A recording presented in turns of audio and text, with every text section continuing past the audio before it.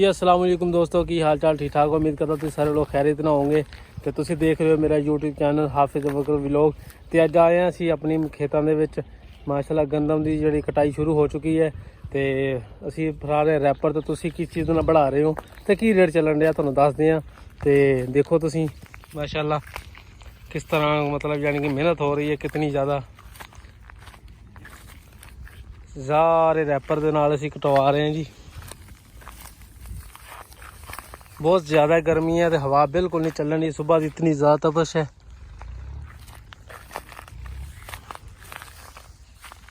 और ट्रैक्टर दूर है फिलहाल, जो नेड़े है तुम दिखाना मैं भी किस तरह रैपल वढ़दा है की करदा है।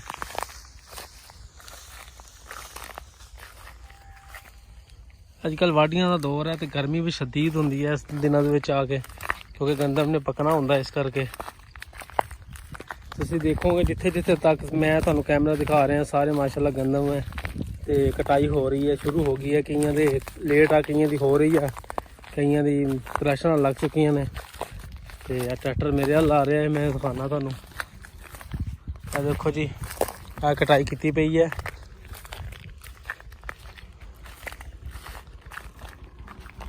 और ट्रैक्टर आ रहा है जड़ा मार रहा मोछे इनू। गंदम तो माशाल्लाह बिल्कुल कटाई के काबल, हथ लाते छिटे लाते डिगी जाता है। और ट्रैक्टर आ रहा है जी। धुप भी बहुत ज़्यादा यार, मैं तो कैप लैके आया ताकि गर्मी ना लगे, बहुत ज़्यादा धुप है। और ट्रैक्टर आ गया साढ़े वाल।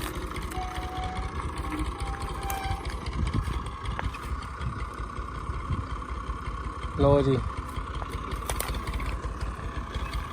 गर्मी बहुत ज़्यादा हो गई ना, इस करके सारे किसानों बेचारियों भाइयों का कोई हाल नहीं रहा।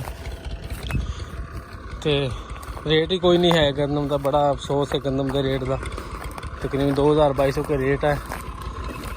वज़ीर आज़म अपील की जाती है कि साढ़े किसानों भाइयों के हालात देखन आके किन्ने अखराजात है, की हिसाब किताब है, सारे ही पता है इन्होंने। बस ये ड्रामे करते हैं।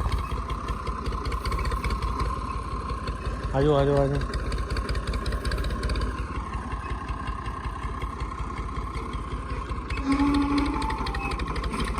लो जी हो गई है शुरू।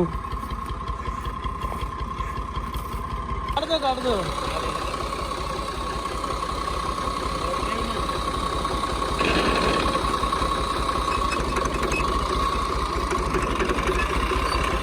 ट्रैक्टर खराब हो गया है, कहता अच्छा कह रहा ट्रैक्टर काम करवाना हम जाके, ट्रैक्टर काम ही नहीं कर रहा, सिर खराब हो गया है।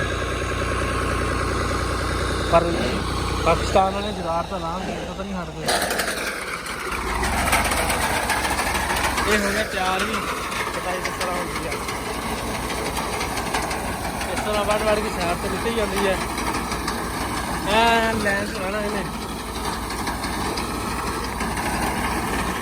तुम देख सकते हो जी कितनी ज़्यादा धूप है तो कितनी गर्मी है। ठंड भी बहुत लड़ती है इन्होंने।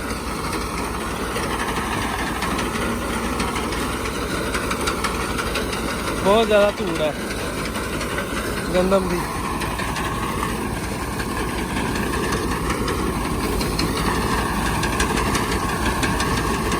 देखो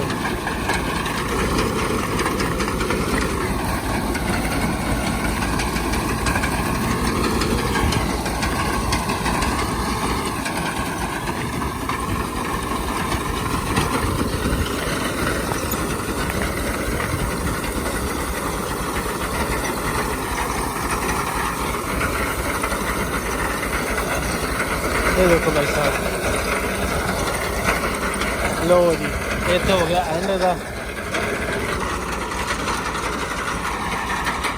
सारी तोड़ तक इदी बढ़ी जानी है। इन्होंने भाइयों ने चक चक भरियां पाई जानियां वा, भरियां इस तरह पा के मुड़ के पेट कट्ठा करना, फिर 5-7 दिन बाद या 4 दिन 5 दिन बाद थ्रैशर लगा दी है।